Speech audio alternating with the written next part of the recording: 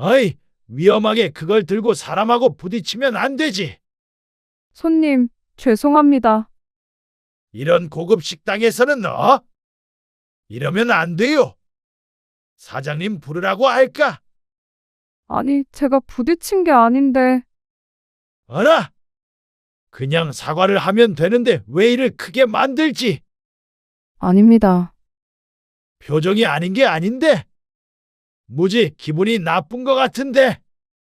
오늘 이야기 속 주인공은 60세 강희찬 씨입니다. 그리고 그의 딸과 예비 사돈에 관한 이야기이죠. 강 씨는 살다 이런 경험은 처음이었습니다. 아니, 굳이 말하자면 처음은 아니었습니다. 이곳이 상결례장이 아니라 길거리 포장마차였다면 말이죠. 술집에서도 눈살을 찌푸리며 봤을 광경을 강 씨는 식당에서 바로 눈앞에서 목격하게 되었습니다. 아니, 겪게 되었습니다. 첫 만남의 소주를 3병이나 마시는 건 어느 나라 예절인지 묻고 싶었습니다. 그럴 거면 상견례를 하러 나올 게 아니라 차라리 술 모임에나 나가라고 역정을 내고 싶었습니다. 얼마나 강 씨 가족을 우습게 봤으면 이럴 수 있는지 우라통이 터졌습니다. 어쩌면 상견례 전에도 그런 조짐은 있었습니다.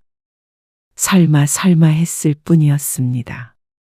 어쩌면 하늘이 마지막으로 강 씨 가족에게 준 기회일지도 몰랐습니다. 술주정뱅이 바깥 사돈을 두고 싶지도 않고 내 딸이 이런 시아버지를 얻는 건 더더욱 끔찍했습니다. 이렇게 어려운 자리에서도 이러는데 사석에서는 어떤 개차반이 될지 몰랐습니다. 강 씨는 결단을 내려야 했습니다. 강 씨는 딸이 둘 있었습니다. 큰딸이 30이고 둘째 딸은 28이었습니다. 둘 다 대학을 졸업해서 직장에 다니고 있었는데 강 씨 부부와 함께 살고 있었습니다. 그리고 그중 큰딸이 결혼을 앞두고 있었죠. 지우 결혼하면 아빠 서운해서 어떡하니? 아내의 말에 강 씨는 한숨을 푹 내쉬었습니다. 아내의 말이 사실이었으니 말이죠. 에이, 다 큰딸 시집 가면 좋지. 좋은 사람하고 결혼하면 좋지. 서운해하지 마요. 자주 놀러 올 테니까. 오래 끼고 살아서 그런지 유독 허전한 기분이 들었습니다. 그렇다고 내 딸을 데려가는 남자는 도둑놈이라고 손가락질 하고 싶은 마음은 아니었습니다. 그저 내 딸을 사랑해주는 좋은 사람과 행복하길 바랄 뿐이었습니다. 난 착한 거 같아서 좋던데. 아내가 과일을 입에 넣으며 마음에 든다는 듯이 고개를 끄덕였습니다. 딸이 남자친구와 만난 지 1년이 됐는데 그동안 서너 번 본 적이 있었습니다. 바깥에서 밥 먹은 것이 전부였지만 그래도 나쁜 느낌은 아니었습니다. 무엇보다 딸이 좋아하니 이것저것 재보지도 않았습니다. 그리고 강 씨 부부는 다음 날 딸의 남자친구를 만나기로 되어 있었습니다. 이번에는 강 씨의 집에 정식으로 인사를 오는 것이었습니다. 그래서 장을 그렇게나 많이 봐왔어? 처음으로 초대하는 거니까 나도 잘 보이고 싶지. 곧 사위가 될 텐데. 어깨를 으쓱하는 아내를 보며 강 씨는 웃었습니다. 그리고 다음 날이 되었을 때 강 씨 가족은 예비 사위와 즐거운 시간을 보냈습니다. 술은 안 하나? 그래도 곧 결혼할 사이인데 한 번도 같이 술 한 잔은 해본 적이 없는 것 같아서 물었더니 사위가 손을 내저으며 사양했습니다. 저 술은 좀. 안 마시나? 아, 예전에는 마셨는데 지금은 잘 안 마십니다. 아빠, 민준 씨는 술 잘 안 마셔. 에이, 그래도 한 잔 받지. 둘째 딸이 입을 삐죽거리자 사위가 마지못해 잔을 내밀었습니다. 아니야, 마실 필요 없어. 뭘 억지로 마셔? 강 씨가 술병을 내려놓으며 말했습니다. 사실 나도 술이 약해서 잘 안 마셔. 그러니까 부담 가질 필요 없어. 진짜야. 우리 아빠 술 잘 못 드셔. 키들거리는 딸들을 보며 강 씨가 인자하게 웃었습니다. 죄송합니다. 제가 혹시나 실수할까 봐서요. 밥만 맛있게 먹으면 되지. 그러고 나서 이야기 꽃을 피웠습니다. 술도 안 마시길 잘했다는 생각이 들었습니다. 멀쩡한 정신의 대화를 나누는 게 강 씨도 훨씬 좋았습니다. 딸들만 맥주 한 캔씩 먹고 말았죠. 그렇게 보름쯤 지났을 때였습니다. 아빠, 상견례 장소를 정해야 하는데 한정식 집이 낫겠지? 너희가 알아서 해. 너무 시끄럽지 않은 데라면 상관없지.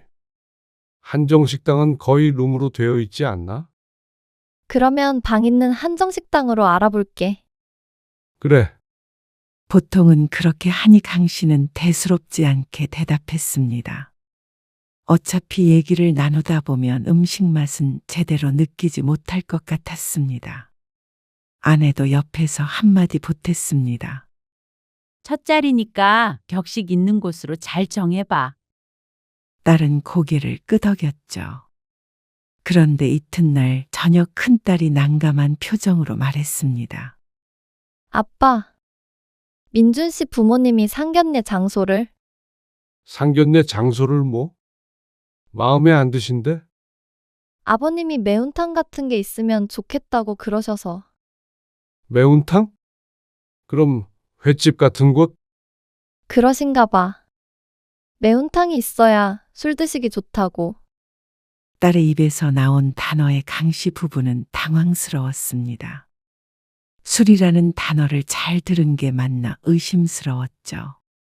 다른 때도 아니고 상견례에 술을 먹기 위해서 메뉴를 정해주는 사돈이라니. 들어본 적이 없는 일이었습니다. 그런데 너무 소란스러우면 대화를 못 나누지 않나? 그래서 룸이 있는 조용한 횟집으로 알아봐야 할 것 같아. 그리고 지리탕 말고 꼭 칼칼한 매운탕이어야 한다고 그러셔서. 옆에서 아내의 헛웃음 소리가 들렸습니다. 강 씨도 기가 막혔지만 딸의 기분을 생각해서 그런 기색을 감추었습니다. 딸이 휴대폰으로 무언가를 검색해 보는 것 같았고 그 사이에 강 씨와 아내는 서로 얼굴을 마주봤습니다. 매운탕이라니. 매운탕이 고급스럽지 않다거나 하는 이유가 아니라 상견례의 술안주로 언급되어 당황스러울 뿐이었습니다. 결국 딸은 상견례 장소로 유명하다는 곳을 찾았습니다. 강 씨는 어디를 가도 상관이 없었습니다. 다만 마음 한구석에 조그만 의심의 씨앗이 자리 잡은 것은 어쩔 수가 없었습니다. 엄마, 아빠. 나 오늘 저녁에 늦어요. 왜? 민준 씨네 집에 가기로 했어. 상견례를 보름 앞둔 어느 날이었습니다. 지난번에 인사하러 다녀오지 않았어? 근데 그때 내가 몸이 안 좋아서 밥만 먹고 왔는데 아버님이 같이 술 한잔 하고 싶다고 하셔서. 술?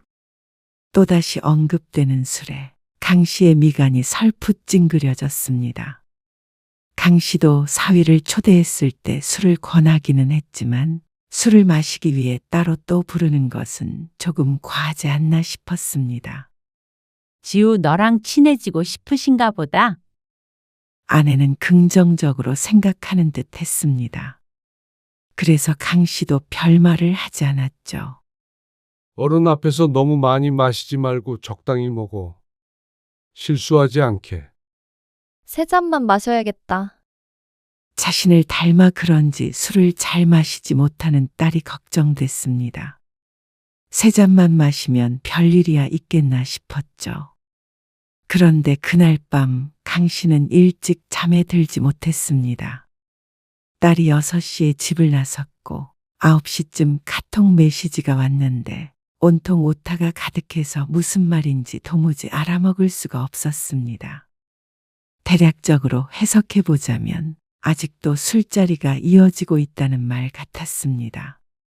아직 그 집에 있다는데 사위에게 전화해 보기도 그래서 딸의 연락만 기다렸지만 10시가 지나도 11시가 지나도 출발한다는 연락이 없었습니다.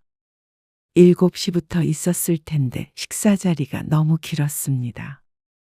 여자애를 이렇게 늦은 시간까지 붙잡아두나 싶어서 화가 나기도 했죠.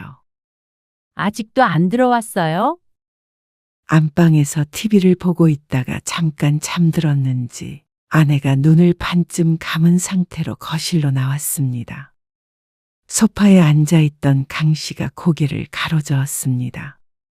벌써 자정이 지나가고 있었습니다.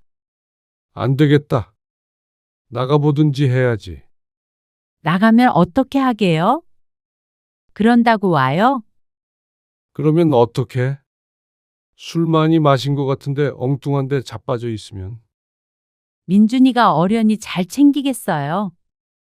아내의 말에 강 씨가 다시 자리에 앉기는 했지만 걱정이 사라지는 것은 아니었습니다.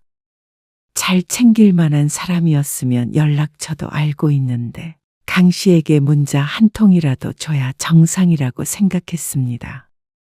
같이 사는 걸 뻔히 아니까 말이죠. 딸에게 카톡을 해도 답장이 없었습니다. 강 씨가 먼저 전화라도 해봐야 하나 생각할 때쯤 현관문 비밀번호를 치는 소리가 들렸습니다. 그런데 문을 열지 못하고 자꾸만 엉뚱한 번호를 치는 듯했죠. 강 씨가 얼른 일어나 누군지도 보지 않고 문을 벌컥 열었습니다. 지우야, 그러자 바닥에 거의 쓰러지다시피 쪼그려 앉은 딸이 보였습니다. 이게 어떻게 된 거야? 딸을 일으켰는데 몸을 제대로 가누지도 못했습니다. 그리고 딸의 남자친구는 코빼기도 보이지 않았습니다. 이 시간에 이렇게 만취한 여자친구를 데려다 주지도 않은 모양이었습니다. 거실에 쓰러져 있는 딸을 흔들자 갑자기 벌떡 일어나 화장실로 달려갔습니다. 그리고 참 괴롭게도 속에 있는 것들을 개원했습니다. 아내가 혼비백산에서 딸의 등을 두드렸는데 거의 숨이 넘어갈 지경처럼 보였습니다. 소란의 작은 딸도 자다가 나와봤습니다. 무슨 술을 이렇게 많이 먹고 들어와? 집에 찾아온 게 용하다. 강 씨는 화가 나 미칠 지경이었습니다.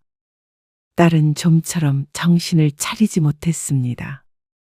토를 몇 번 했는지 몰랐고 나중에는 괴롭다며 우는 통에 강 씨가 차를 태워 응급실에 데려갔습니다. 수액을 맞으면서도 정신을 제대로 차리지 못하는 딸. 그 모습을 보는데 어찌나 속이 상하던지. 술을 마시자고 데려갔으면 멀쩡하게는 보내야 하는 것 아닌가 싶었습니다. 남자도 아니고 여자를 이렇게 내동댕이 쳐놓는 집안이 어디 있나 열불이 났습니다. 끙끙 앓다가 새벽 4시가 되어서 잠에 든 딸을 보고 강 씨도 벤치에 앉아서 잠깐 눈을 붙였습니다. 그리고 수액을 다 맞고 병원을 나서는데 참 착잡했습니다. 그제서야 정신을 차린 딸도 말없이 걸었습니다. 아직도 술이 다 깬 것 같지는 않아 보였지만 수액을 맞아 그런지 아까보다는 상태가 훨씬 좋아 보였습니다. 집에 가자 아내가 기다리고 있었는데 딸을 우선 재웠죠. 그리고 해가 중천에 떴을 때 딸이 나와서 말했습니다. 어제 술을 너무 많이 먹어서 죄송해요. 3잔만 마시겠다더니 그게 뭐야? 아니, 아버님이 계속 주셔서. 그렇다고 그렇게 만취해서 오니? 나도 정말 못 먹겠어서 사양했는데 자꾸만 주시니까 어떡해. 딸이 울먹거렸습니다. 지금도 속 안 좋아. 민준이가 데려다 주지도 않은 거야. 아버님이랑 민준 씨도 취해가지고. 그 말에 눈이 뒤집히는 것 같았습니다. 야심한 밤에 정신도 못 차리는 딸을 택시에 혼자 태워 보냈다고 하는데 좋아할 아빠가 어디 있나 싶었습니다. 그럴 거면 술을 먹이지 말던지. 그리고 데려다 달라고 그럴 분위기도 아니었고. 분위기가 왜? 아버님이 어제. 아니야. 딸이 얘기를 하다 말고 고개를 저었습니다. 아무튼 죄송해요. 근데 나도 힘들어 죽겠어. 딸은 다시 방으로 들어갔습니다. 강 씨는 할 말이 많았지만 아픈 딸을 차마 더 나무라지 못하고 속으로 삭혀야 했습니다. 하지만 강 씨와 아내의 마음에 좋은 인상이 심어졌을 리가 없었습니다. 어쩐지 쎄한데. 무슨 사인을 주고 있는 것 같은데? 작은 딸도 탐탁지 않은 반응을 보였죠. 상견례 날짜가 다가왔지만 어쩐지 찜찜한 기분은 더해졌습니다. 아무리 생각해도 제대로 된 사람이 맞나 하는 의심이 들었습니다.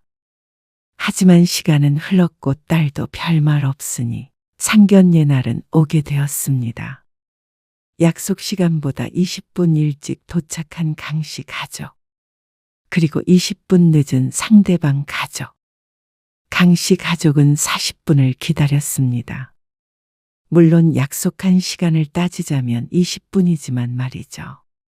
딸은 긴장이 되는 듯 자꾸만 손을 만지작거렸습니다. 미안합니다. 길이 막혀서. 남자는 강 씨와 악수를 나누고 자리에 앉았습니다. 어쩐지 웃음이 쉽게 나오지 않았습니다. 직원이 차를 내오자 남자가 손을 휘휘 저으며 말했습니다. 이런 거 말고 소주부터 줘요. 네? 술 먼저 줘야지. 강 씨는 당황했습니다. 아직 인사도 제대로 나누기 전인데 술부터 찾으니 당연했습니다. 술 드시죠? 아주 조금 합니다. 술 드시죠? 남자는 강 씨의 아내에게 같은 질문을 했습니다. 전 술 못 마셔요. 그리고 운전을 해야 해서. 에이, 상견례에 술도 한 잔 안 마시는 사람이 어디 있다고? 남자는 막무가내였습니다. 아내의 잔에도 넘치도록 술이 따라졌습니다. 자, 한 잔씩 우선 시원하게 마시고 얘기 나눕시다. 강 씨는 쉽게 잔을 들지 못했습니다. 무언가에 홀린 듯한 기분이었습니다. 눈을 크게 뜨고 딸을 바라보니 표정이 웃지도 울지도 못하는 얼굴이었습니다. 강 씨는 하는 수 없이 술을 한 번에 넘겼습니다. 아내도 강 씨를 힐끗 쳐다보는 게 느껴졌습니다. 주량이 한 잔이 고작이라 아내도 내일 꽤나 고생할 듯 했습니다. 저는 민준이 애비되는 사람입니다. 안녕하세요. 지우 아빠입니다. 반갑습니다. 인사를 나누자 음식이 하나씩 나오기 시작했습니다.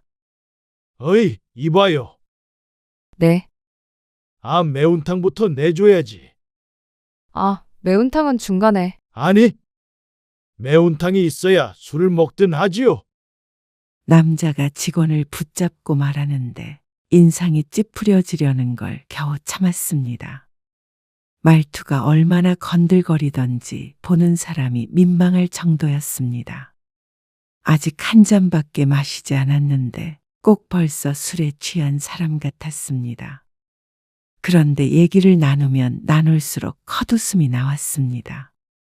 그나저나 사돈댁은 무슨 사업을 하신다고요? 예. 퇴직하고 조그맣게 회사 운영하고 있습니다. 돈 좀 만지셨다면서요? 예. 아버지, 역시 요즘에는 남자가 집 해가고 그런 거 없잖아요. 서로서로 해야 부담이 없죠. 그래서 사업하신다고 해서 마음이 놓였지 뭐예요. 호탕한 웃음을 지었지만 그 내용은 결코 호탕하지 못했습니다. 남자는 누가 쫓아오는 사람처럼 연거푸 술을 들이켰습니다. 자, 한 잔 드시죠. 강 씨도 그에 맞춰서 강제로 술을 마셔야 했죠. 조금만 마시고 내려놓는 신용만 하면 꼭 직장 상사처럼 압박을 했습니다. 에이, 빼지 마세요. 좋은 날에 기분 좋게 같이 마시면 좋지 않습니까? 허허 웃는 소리가 얼마나 크던지 옆방에까지 들릴 것 같았습니다. 여보, 그만 마셔요. 가만히 있어봐. 내가 오늘 기분이 좋아서 그래. 여자도 남자를 말리지 못했습니다. 자꾸만 눈을 질끈 감고 고개를 저을 뿐이었습니다. 30분가량 지켜보니 집안 분위기를 알 것 같았습니다. 사위조차도 남자를 말릴 엄두를 못 냈습니다. 오히려 사위도 강 씨와 똑같이 억지로 술을 마셔야 했죠. 사위는 술을 못 마셔서 잘 안 마신다더니 벌써 한 병 가까이 먹은 것 같았습니다. 얼굴이 벌개졌습니다. 그런데 술이 좀 더 들어가자 아슬아슬한 분위기가 흐르게 되었습니다. 거르는 것 없이 머릿속에 떠오르는 말을 곧장 내뱉는 듯한 남자 때문이었습니다. 그나저나 허니문 베이비 가야지. 네? 큰딸을 향해 말하는 남자를 강 씨가 어이없다는 듯이 쳐다보았습니다. 신혼여행 가서 땅 만들어 오란 말이야.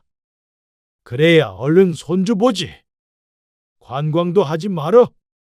그 말에 딸의 얼굴이 터질 것 같아졌습니다. 옆에 앉은 아내의 입에서는 탄성이 나왔습니다. 결코 긍정적인 반응은 아니었습니다.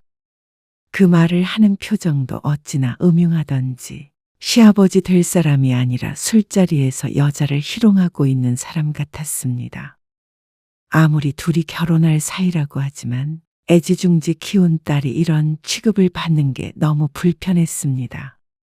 시어머니도 아니고 시아버지에게 허니문이니 어쩌니 하는 얘기를 듣는 며느리가 기분이 좋을 리가 없었습니다. 내가 보니까 사돈처녀도 결혼정년기다 된 것 같아요. 아, 1살 차이라서 고갈 때 됐죠. 옛날 같았으면 노처녀 소리 듣는 나이잖아요. 얼른 보내버리세요. 나중에는 안 팔립니다. 요즘 여자애들은 왜 이렇게 시집들을 늦게 가는지. 혀를 차며 또 한 번 술잔을 비우는 남자. 강 씨는 할 말을 잃었습니다. 그리고 작은 딸의 표정은 사정없이 구겨졌습니다. 자리를 박차고 가고 싶은 표정이었죠. 아버지, 좀 천천히 드세요. 술 한 병 더 시켜봐. 딱 한 병만 드시기로 했잖아요. 먹다 보면 그게 되냐? 그만 드시죠. 보다 못한 강 씨가 한마디 했습니다. 주량을 넘기신 듯한데. 내가 소주는 5병은 거뜬합니다. 아니요. 제 딸에게 하시는 말씀도 과한 듯합니다. 노처년이 팔린다느니 하는 소리를 듣고도 가만히 있을 수가 없었습니다. 과하다니요? 제가 무슨 말을 했다고? 노처녀요. 에이, 그건 우리 사돈처녀가 땅 무르익었으니 얼른 시집을 보내시라 드린 말씀이죠. 뭐라고요? 사용하는 단어만 몇 가지 조합해 보아도 남자의 머릿속이 들여다 보이는 것 같았습니다. 그리고 술 먹고 사람을 대하는 것을 보니 얌전히 술만 마시고 올 사람도 아닌 듯 했습니다. 첫 만남에 단정 짓는 건 성급할 수도 있겠지만 아마 강 씨 가족 모두가 같은 생각을 하고 있을 것 같았습니다. 아빠, 큰딸이 강 씨를 말렸습니다. 강 씨는 속으로 참을 인을 3번 그렸습니다. 그러고 긴 숨을 내쉬고 찬물을 들이켰습니다. 이 자리에서 화를 냈다가는 걷잡을 수 없을 것 같았습니다. 그렇지만 남자는 정도를 몰랐습니다. 혀가 꼬부라지고 자꾸만 식탁 위에 있는 식기들을 툭툭 쳤습니다. 본인도 자각하지 못하는 듯 했습니다. 그러다가 사고를 한 번 쳤죠. 어이쿠, 가운데 세워진 물컵을 툭 쳤는데 가득 찬 물이 하필이면 맞은편에 앉아있는 강 씨의 아내에게 흘렀습니다. 식탁을 타고 흘러 허벅지에도 떨어져 서둘러 자리에서 일어났죠. 강 씨가 휴지를 뽑아주는데 남자가 하지 않아도 될 말을 했습니다. 아이고, 사부인이라 제가 닦아드릴 수도 없고. 하나같이 입에서 나오는 말이 저질스러웠습니다. 그날 밤에 딸이 저 집에서 어떤 말들을 들었을지 생각하니 눈앞이 깜깜해지는 것 같았죠. 그만하시죠. 예? 말을 가려서 하셔야겠습니다. 아니 내가 뭐라 그랬다고 그러세요? 거 참 이상하시네. 그러자 강 씨의 딸과 사위가 부모들을 말렸습니다. 남자가 헛기침을 했습니다. 참 이상하네. 이만 일어나 보는 게 좋을 것 같습니다. 지금까지 참은 것도 용했습니다. 더 앉아 있다가는 남자의 멱살이라도 잡을 것 같았습니다. 아니 아직 못 나눈 얘기가 많은데. 애들 통해서 주고 받는 게 나을 것 같습니다. 저도 취기가 올라서요. 에이고 술이 약하시네. 껄껄 웃는 모습이 보기 싫었습니다. 그러면 나 잠깐 화장실 좀 다녀옵시다. 그런데 최악의 순간이 찾아왔습니다. 화장실에 다녀오던 남자가 문 앞에서 직원과 부딪힌 모양이었습니다. 몸을 제대로 못 가누는 남자의 탓이 분명했지만 직원에게 관한 시비를 걸었습니다. 어이, 위험하게 그걸 들고 사람하고 부딪히면 안 되지. 손님, 죄송합니다. 이런 고급 식당에서는 이러면 안 돼요. 앞을 잘 보고 다녀야지. 사장님 부르라고 할까? 아니, 제가 부딪힌 게 아닌데. 어라? 그냥 사과를 하면 되는데 왜 이를 크게 만들지? 아닙니다. 표정이 아닌 게 아닌데? 무지 기분이 나쁜 것 같은데? 아니라고요. 주정뱅이에게 다소 짜증이 묻어나는 음색으로 대꾸한 직원. 그런데 화난 목소리는 엉뚱한 곳에서 들려왔습니다. 이봐요. 여기는 손님한테 그런 식으로 말해요? 민준 씨, 제발 그만 좀 해. 아까부터 정말 나 많이 참고 있어. 아니, 지우야. 이 사람이 아니라고요. 이렇게 했잖아. 너도 들었지? 가만히 있던 딸의 남자친구가 꼭 제 아버지 같은 얼굴을 하고 있었습니다. 그 순간 실수할까봐 이제는 술을 잘 안 마시려고 한다는 예비사위의 말이 떠올랐습니다. 머릿속이 번뜩거렸습니다. 이제 알 것 같았습니다. 콩 심은 데 콩 나고 팥 심은 데 팥 난다고 했습니다. 남자처럼 행패를 부리진 않았지만 직원을 나무라는 말투는 12조가 분명했습니다. 아버지 좀 챙기는 게 좋겠다. 아, 네? 장인어른? 강 씨의 목소리에 정신이 들었는지 예비 사위가 가서 남자를 데리고 왔습니다. 그런데 사위도 충분히 술에 취한 듯 보였습니다.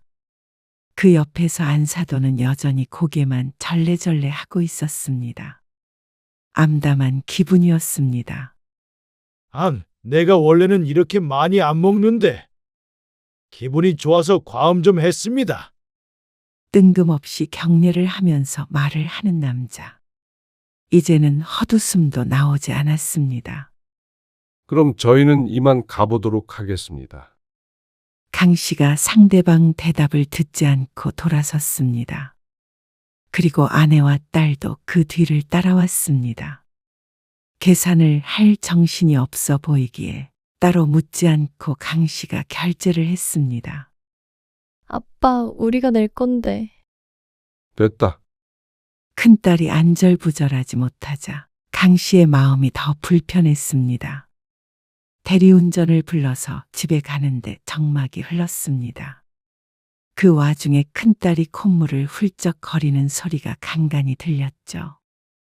집으로 돌아와서 강 씨가 딸을 앉혀놓고 물었습니다. 지난번에 너 응급실 갈 때도 이랬어? 그러자 딸이 고개를 떨구며 대답했습니다. 이 정도는 아닌데 좀 그러긴 하셨어. 많이 취하셔서. 강 씨가 숨을 길게 내뱉으며 천장을 바라보았습니다. 그런데 이어지는 딸의 말을 들으니 더 얼이 빠졌습니다. 사실 지난번에 아버님이랑 민준 씨랑 갑자기 별것도 아닌 걸로 언성을 높여서 그래서 혼자 택시 타고 집에 오게 된 거야. 뭐, 둘이 싸우느라 너 데려다 주지도 않았다는 거야? 민준 씨도 나랑 만나면서 거의 술을 안 마셔서 설마 이럴 거라고는 생각 못 했어. 그냥 그때만 그런 거라고 생각했어. 근데 내가 잘못 알았나 봐. 차라리 그 자리에서 엎어버릴 걸 후회가 되었습니다. 혹시라도 내 딸에게 해가 갈까 싶어서 손바닥에 손톱 자국이 나도록 화를 눌러 참았는데 그냥 박차고 일어났어야 했습니다. 오히려 그런 집에 시집을 보내는 게 내 딸에게 해가 가는 길인 듯 했으니 말이죠.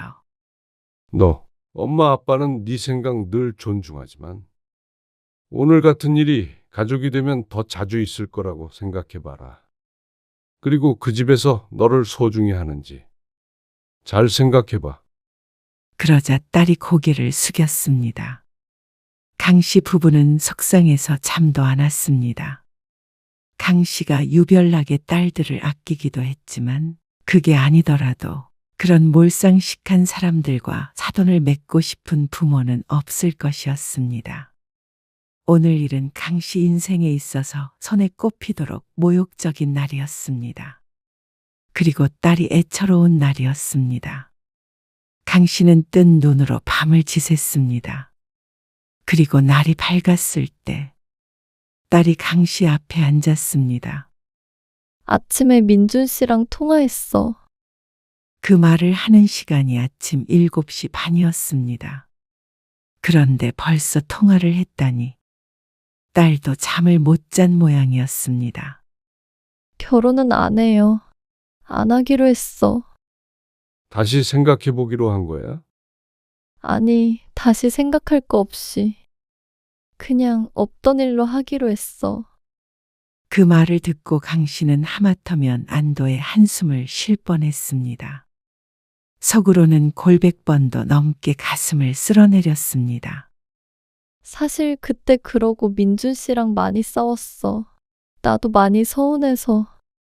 그런데 민준 씨는 안 그러니까 괜찮을 거라고 생각했는데 이 결혼 못 하겠어. 또 그런 일이 있을 거라고 생각하면 여기서 무르는 게 맞을 것 같아. 그래. 아빠는 네 생각 존중한다고 했지. 없던 일로 해. 아직 진행된 거 아무것도 없어. 예식장 예약한 거는 위약금 있으면 내면 그만이지. 식장 들어가면 위약금으로 해결 안 돼. 거봐, 내가 무슨 사인인 것 같다고 했지. 나도 한숨도 못 잤어. 혹시나 언니가 그래도 결혼한다고 할까봐. 딸은 주말 내내 우울해했습니다. 강 씨도 마음 한구석은 무거웠습니다. 딸이 파혼을 하고 힘들어하는데 기분 좋을 부모가 없었습니다. 그런데 며칠 뒤에 딸의 남자친구에게서 연락이 왔습니다. 죄송합니다. 아버님. 아버지가 술김에 실수하신 것 같아요. 많이 후회하고 계세요. 다음에는 절제하신다고. 미안하지만 다음이라는 건 없을 것 같은데. 우리 지우가 결혼을 못하겠다고 하니까 나한테 연락해도 소용이 없어. 아버님, 아니, 장인어른. 제발 지우 마음 좀 돌려주세요. 제가 아버지 다시는 술 못 드시게 하겠습니다. 술만 문제가 아니야. 정말 그날 일이 순전히 술 때문이라고 생각한다면 그것도 여전히 결혼을 허락할 수 없는 이유야. 나는 이 결혼 반대하니까 나한테 지우를 설득해달라는 건 말도 안 되는 짓인 거 알지? 그날 일은 말은 안 했지만 상을 엎어버리고 싶었다는 것만 명심해. 우리 지우 서우. 그렇게 함부로 말해도 되는 애들 아니니까. 큰딸은 며칠 휴가를 내고 회사를 쉬었습니다. 마음 정리할 시간이 필요한 모양이었습니다. 결혼을 생각했던 사이가 끝이 났으니 힘들만도 했습니다. 그리고 며칠 뒤에 다시 회사로 돌아갔다가 퇴근했을 때 집까지 민준이 찾아왔습니다. 하지만 딸은 문을 열어주지 않았습니다. 강 씨도 아무것도 못 들은 사람처럼 행동했습니다. 그게 마지막이었습니다. 그 이후로는 아무도 찾아오지 않았고 큰딸도 점차 활기를 되찾아갔습니다. 그때 생각하면 나 요즘 자다가도 가슴을 쓸어내려. 내 인생에서 가장 잘한 결정 같아. 이제는 웃으며 그날의 이야기를 할 때도 있었습니다. 딸의 말대로 천만다행이었습니다. 결혼식을 하기 전에 물러설 기회를 누군가가 줬으니 어쩌면 정말 소중한 시간이었죠. 그렇게 생각하면 이제는 열불도 안 났습니다. 세상에는 좋은 사람들이 더 많은 것을 알고 있었습니다. 부디 다음 기회엔 더 좋은 사람을 만나길 바랐죠.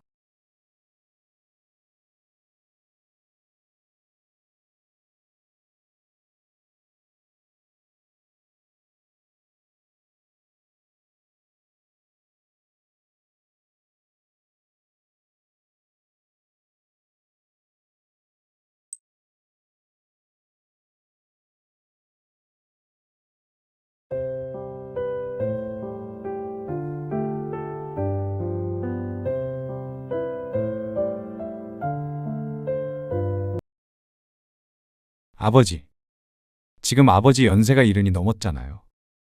자식 도움받으면서 사실 때 됐죠. 내 집 놔두고 왜 내가 너희 집에서 살아야 하는 거야? 저희가 아버지 집으로 들어가도 되고요. 아이고, 서로 불편해. 싫어, 싫어. 네 엄마 있으니까 내 걱정은 말아라. 어머니 안 계실 때 쓰러지시기라도 하면요? 너희가 집에 있으면 얼마나 있는다고. 잘도 도움이 되겠다. 그래도 그게 아니에요. 여럿이서 살면 좋잖아요. 그리고 말년에 손주 재롱 보면서 살면 좋죠. 오늘 이야기 속 주인공은 73세 명남기 씨입니다. 그리고 그의 아들들에 관한 이야기이죠. 명 씨는 몸이 아프니 이빨 빠진 호랑이가 된 것 같았습니다. 아니, 적어도 자식들은 그렇게 생각하는 것 같았습니다. 그렇지 않고서야 아버지인 자신의 앞에서 부모의 재산을 두고 이 새끼 저 새끼 할 수는 없었을 것이었습니다. 옛날 같았으면 어림도 없었죠. 명 씨는 오래 살아 이런 꼴을 보게 된 것이 한스러웠습니다. 연로한 부모를 모시고 살겠다는 자식, 집을 팔아서 병원비를 쓰라는 자식. 언뜻 보면 둘 다 효자 같았습니다. 하지만 그 내막은 무척 잔인한 것이었습니다. 피눈물 나는 것이었습니다. 70이 넘어서야 부모에게 자식은 독이라는 걸 깨달았습니다. 아들 둘을 키우면서 그동안 수없이도 가슴에 못이 박혀왔지만 이렇게 비참한 순간은 처음이었습니다. 아마도 이제는 부모보다 돈이 더 중요해진 자식들 때문이겠죠. 이젠 자식을 가슴에 묻어야 할 때가 온 것을 느꼈습니다. 명 씨는 아들만 둘 있었습니다. 자식들 둘 모두 결혼해서 슬아의 자식들까지 보았습니다. 명 씨 부부는 새 손주의 조부모가 되었습니다. 큰 손주는 벌써 고등학생이 되었죠. 명 씨는 병실의 하얀 천장을 바라보며 간헐적으로 몰려오는 복부 통증의 인상을 찌푸렸습니다. 위장 장애가 악화되어 벌써 3번째 입원이었습니다. 옆에서 졸고 있던 아내가 깨어나 물컵을 건네며 말했습니다. 물 좀 잡숴요. 물 많이 마시래잖아요. 컵을 받아들고 마시고 있는데 병실 문이 열리며 큰아들이 들어왔습니다. 지난번 입원했을 때는 바쁘다고 병문안 한 번 안 오더니 이번에는 벌써 3번째였습니다. 너 안 바쁘냐? 왜 자꾸 와? 요즘엔 좀 덜해요. 지난번이 바빴던 거고요. 아들이 의자를 끌어다 앉으며 말했습니다. 정말 생각 없으세요? 그리고 아들은 어제 했던 얘기를 반복했습니다. 그 소리를 듣고는 명 씨가 단번에 고개를 가로저었습니다. 아, 싫다니까 그러네. 내가 죽을 병에 걸린 것도 아니고 네 엄마가 없는 것도 아닌데 왜 자꾸 그래? 그래도 걱정되는 자식은 생각 안 하세요? 아들이 심각한 얼굴로 물었습니다. 합가가 그렇게 쉬운 건 줄 알아? 아들은 어제 찾아와 조심스럽게 합가를 제안했습니다. 예상치도 못했던 아들의 말에 아내도 명씨도 무척 놀랐었죠. 그런데 어제도 오늘도 명씨의 대답은 같았습니다. 명씨는 아직은 아들네와 함께 살 마음이 없었습니다. 아니, 이유가 없었습니다. 비록 지금 입원해 있긴 하지만 거동이 불편한 것도 아니고 아직은 자식들 도움을 받을 만한 상황이 아니었습니다. 그런데 뭐 때문에 그런지는 몰라도 아들은 끈질겼습니다. 당사자가 싫다는데 뭐가 걱정된다는 것인지 몰랐습니다. 태양이 엄마는 그러자고 해. 그러자 고집을 피우던 큰아들의 입이 마침내 다물어졌습니다. 그걸 본 명씨가 한숨을 쉬며 말했습니다. 합가를 너 혼자 원하잖냐, 지금. 아버지, 지금 아버지 연세가 70이 넘었잖아요. 자식 도움받으면서 사실 때 됐죠. 내 집 놔두고 왜 내가 너희 집에서 살아야 하는 거야? 저희가 아버지 집으로 들어가도 되고요. 말이 되는 소리를 해라. 태양이는 어쩌고? 태양이가 왜요? 아버지 집에 방 3개잖아요. 딱 맞네요. 아이고, 서로 불편해. 싫어, 싫어. 네 엄마 있으니까 내 걱정은 말아라. 어머니 안 계실 때 쓰러지시기라도 하면요? 너희가 집에 있으면 얼마나 있는다고. 잘도 도움이 되겠다. 그래도 그게 아니에요. 여럿이서 살면 좋잖아요. 그리고 말년에 손주 재롱 보면서 살면 좋죠. 태양이가 어디 재롱부린 적이나 있냐? 명씨의 아들이 헛기침을 하며 눈을 피했습니다. 큰손주의 사춘기는 가족들 사이에서 아주 유명한 것이었습니다. 괜히 말년에 며느리 눈치, 손주 눈치까지 보며 살고 싶지는 않았습니다. 그리고 명씨의 예상처럼 그날 아들이 돌아가고 나서 큰며느리에게서 전화가 왔습니다. 아버님이 태양이 아빠 좀 말려주세요. 저 회사 일이랑 태양이 수험 때문에 그럴 여력이 없어요. 알지. 나도 싫다고 했다. 당연히 같은 생각이었지만 그래도 며느리의 말이 서운하긴 했습니다. 굳이 전화해서 모시고 살 수 없다고 못을 박으니 말이죠. 그리고 사실 태양이 아빠가 합가하려는 이유가 며느리는 말을 끝맺지 않고 말끝을 흐렸습니다. 이유가 뭐? 아니에요. 아무튼 아버님이 좀 말려주시라고요. 태양이 아빠가 자꾸만 합치자는 게 내 건강 때문이라는데 내가 걱정 말라고 했다. 같이 사는 건 우리가 사절이니까 애비가 하는 소리는 신경 쓰지 말아라. 그렇게 며느리를 안심시키고 전화를 끊었습니다. 그리고 며칠 뒤에 명씨는 퇴원을 했습니다. 그러던 어느 날이었습니다. 아버지, 저 짐 싸서 아버지 집으로 들어갈게요. 도무지 무슨 말인지 알아먹지 못할 소리를 하는 아들. 명씨는 휴대폰을 들고 인상을 찡그리며 되물었습니다. 그게 무슨 말이야? 아버지가 저희 집으로 들어오는 건 싫으시다면서요. 그러니까 제가 가야죠. 너희가 오겠다고? 아, 싫대도 그러네. 아니요. 태양이 엄마랑 태양이는 여기 두고 저만 갈게요. 그건 더 이상한 일이었습니다. 왜 굳이 혼자서라도 오겠다는 말인지 몰랐습니다. 정말로 죽을 병에 걸렸더라도 하지 않아도 될 일이었습니다. 아마 며느리의 반대에 혼자만 오겠다고 하는 것 같았는데 왜 그렇게까지 하려는 것인지 이해가 안 갔습니다. 부모를 생각하는 자식의 마음이라고 생각하세요. 아들은 막무가내였습니다. 자신이 장남이니 모시고 사는 게 맞다며 정말로 짐을 싸서 명씨의 집으로 밀고 들어왔습니다. 사실 어처구니가 없었습니다. 그렇게 부모 자식 타령할 거면 진작에 잘하지. 왜 이제와 오버를 하고 있나 내심 생각했죠. 아, 네 처자식한테 가서 살으라니까 그러네. 화도 내보고 타일러도 봤지만 큰아들은 효도 타령이었습니다. 아버지 어제도 편찮으셨잖아요. 아내가 아파서 네가 해준 게 뭐가 있다고 그래? 병수발을 들어도 아내가 들었는데 아들은 꼭 자기가 옆에 붙어 있어야 한다고 억지를 부렸습니다.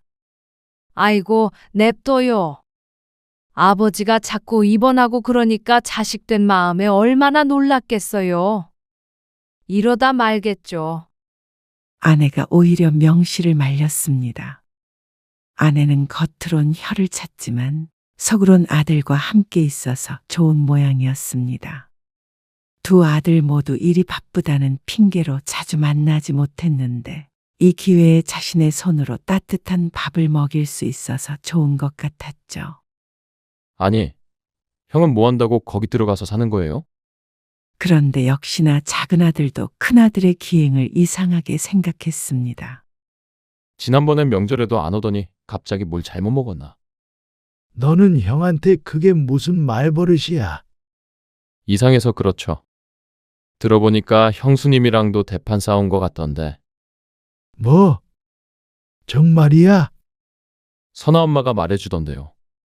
근데 당연하죠. 요즘에 시부모 모시고 살자 그러면 누가 좋다고 해요. 근데 형수님 의견은 싹 무시하고 자기 혼자라도 모시고 살겠다고 간 거잖아요. 그게 뭐 이혼하자는 소리 아니에요? 작은 아들의 말에 명씨도 골치가 아팠습니다. 그런데 자기가 안 나가겠다는데 다 큰 아들을 무슨 수로 쫓아낼까요? 이러다 말겠지. 사실 얼마 못 갈 것 같아서 당장 내쫓지 않은 것이었습니다. 출퇴근도 불편하고 처자식도 보고 싶고 부모와 사는 것도 편하지 않을 테니 말이죠. 그러던 어느 날 명씨는 또다시 병원 신세를 지게 되었습니다. 그때 수술이 잘못된 거 아니에요? 6, 7년 전쯤 명씨가 위암으로 절제 수술을 했었는데 그 이후로 생긴 장기 합병증이었습니다. 당장 위험한 것은 아니지만 꾸준한 관리가 필요했습니다. 이번처럼 입원하는 일은 많지 않았지만 요즘 들어서 체중도 많이 빠지고 소화불량 증상이 심해서 입원 치료가 필요할 때가 종종 있었죠. 아이고, 모르겠다. 병원비도 만만치 않겠어요. 큰아들의 말대로였습니다. 늘 드는 비용은 아니었지만 비급여 주사나 영양제 같은 것들 것 비쌌습니다. 어쩔 때는 부담이 될 때도 있었죠. 근데 형은 어디 갔어요? 아, 이 옆에 은행에 은행에는 왜요? 아버지가 심부름 시켰어. 통장에서 돈 좀 뽑아오라고. 아버지 돈을요? 카드 주셨어요? 아, 형섭이가 가지고 있거든. 병원을 이제 형섭이가 모시고 다니잖아. 그래서 줬지. 작은 아들은 무언가 말을 하려다가 입을 다물었습니다. 저도 잠깐만 나갔다 올게요. 작은 아들은 올 때 음료수만 사온 게 마음에 걸렸습니다. 지갑에 현금이 없다 보니 아버지 드릴 용돈도 당장 없어서 이참에 은행에 가봐야겠다고 생각했습니다. 바로 옆이라니 잘 됐죠. 작은 아들 형호는 형이 있다는 은행으로 들어갔습니다. 그런데 입구에 현금 인출기 앞엔 줄이 길었습니다. 오히려 창구 쪽에 사람이 더 없어 보였습니다. 그리고 그곳에서 형을 보게 되었죠. 아버지가 거동이 불편하신데 계좌를 아들인 제가 해지하고 제 명의 통장으로 이체할 수 있나요? 형은 직원에게 상담을 받고 있는 것 같았는데 이게 무슨 소린가 싶었습니다. 아버지는 전혀 거동이 불편하지도 않고 병원비 내라고 카드를 맡겼을 뿐인 듯 했는데 말이죠. 직원이 고개를 저었습니다. 카드만으로는 안 되고요. 위임장도 있어야 하고 신분증이랑. 아, 예. 아닙니다. 그건 됐고요. 근데 아버지 명의 주택을 담보로 대출을 받는 것도 위임장이 있으면 되는 건가요? 요즘에는 방문이 어려우시면 비대면으로 본인이 신청하시는 방법도 있어요. 아, 그래요? 알겠습니다. 형이 자리에서 일어나자 작은 아들 형호는 몸을 숨겼습니다. 어쩐지 이상하다 했습니다.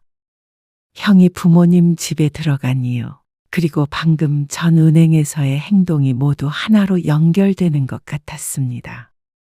퇴원하고 며칠 후 작은 아들이 명 씨의 집에 찾아왔습니다. 큰아들이 출근을 하고 집에 명 씨 부부만 있을 때였습니다.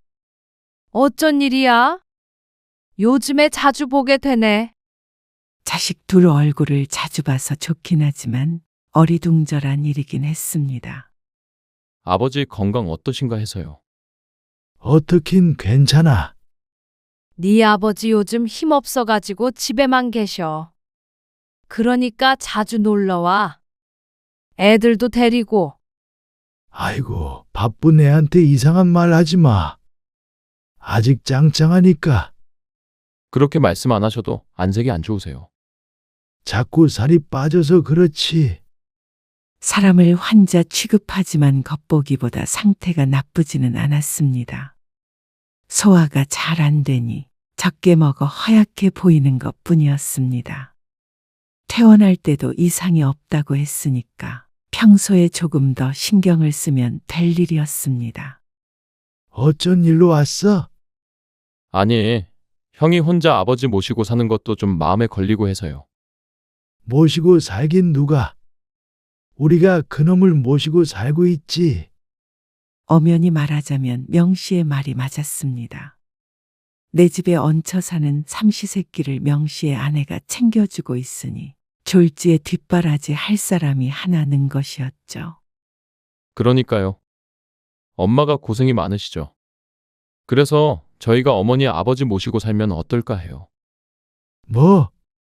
너는 또 왜 그래? 저는 애들 엄마랑 다 상의가 됐어요. 선아 엄마도 흔쾌히 오케이 했고요. 그러니까 이 집 정리하고 저희 집으로 들어오세요. 아, 둘이 잘 살고 있는데 왜 다들 모시고 살겠다는 거야? 그러게요. 우리가 애들을 이렇게 잘 키워놨나?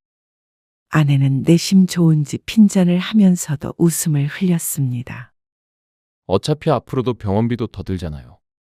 그러니까 집 처분해버리시는 게 좋지 않을까요? 그런 문제는 우리가 알아서 할 테니까 너희는 걱정 말어. 그런데 작은 아들이 엉뚱한 말을 했습니다. 어차피 나중에 누군가는 어머니 아버지 모시고 살아야 하잖아요. 형수님은 죽어도 싫다고 그러니까 저희 집으로 들어오세요. 저희가 모실게요. 그리고 이 집 한 돈으로는 제 사업에 투자해보면 어떨까 해요. 뭐야? 황당한 말에 귀가 차 되물었습니다. 수익 내서 아버지 병원비랑 생활비 안정적으로 대드릴게요. 끝까지요. 그러니까 집 팔아서 주면 앞으로 우리를 책임지겠다. 이 말이야? 그렇죠. 집을 팔 생각도 없고 팔더라도 그 돈 우리가 알아서 관리해서 쓸 테니까 헛소리 하지 말어. 헛소리라니요. 멀쩡한 집을 왜 팔어? 같이 살 마음도 없어. 누가 언제 너희한테 우리 데리고 살라 그래? 다들 왜 이러는 거야? 저는 아버지 걱정해서 드리는 말씀이죠. 걱정되는 놈이 돈을 달라 그래. 차라리 형섭이가 낫다. 명 씨의 말에 작은 아들이 어처구니 없다는 듯이 대꾸했습니다. 형이요? 형이 여기 괜히 들어와 있는 줄 아세요? 뭐야? 아버지 돈 가져갈 생각으로 기웃거리는 거예요. 이게 무슨 소린지 명 씨는 곧장 알아듣지 못했습니다. 이 집 가지고 대출도 알아보고 있다고요. 이 집이 내 집인데 네 형이 어떻게 대출을 알아봐? 그게 안 되면 명의를 넘겨달라고 할 수도 있겠죠. 너 지금 무슨 소리 하는 거야? 그건 곧 알게 되실 거예요. 그렇게 되느니 저한테 투자하세요. 그러면 아버지 어머니 편히 살게 해드린다니까요. 말년에 며느리가 차려주는 밥상 받고 싶으시면 저희랑 사시는 게 맞죠. 형이 이 집 홀랑 뺏어서 다시 돌아가 버리면 어쩌시게요? 이상한 소리 하지 말고 집에나 가라. 우리는 너나 형섭이나 아무랑도 같이 안 살 거니까. 아버지, 참말 말어. 너 때문에 더 아파지는 것 같다. 다시는 같은 말 하게 하지 마. 그러자 작은 아들이 한숨을 쉬고는 자리에서 일어났습니다. 정말 진지하게 생각해 보세요. 저한테 투자해서 편히 사실지, 형한테 뒤통수 맞으실지 선택하세요. 작은 아들이 돌아간 뒤 아들이 떨어뜨리고 간 폭탄의 명씨 부부는 혼이 나가 있었습니다. 아들 말이 사실이든 아니든 명씨는 심란했습니다. 무슨 이유로 부모 돈을 그토록 당당하게 달라고 할 수가 있는 것인지 몰랐습니다. 병원비를 내더라도 자신의 돈으로 낼 것이고 나중에 생활비가 부족해서 집을 팔게 되더라도 그건 명씨 부부의 몫이었습니다. 주택연금을 받을 생각도 오래전부터 하고 있었고 말이죠. 그런데 갑자기 아들 둘이 갚너라 패너라 하는데 어처구니가 없었습니다. 부모가 나이 들어가고 몸도 아픈 것 같으니 어떻게든 뽑아가야겠다고 같이 다짐이라도 한 것인지.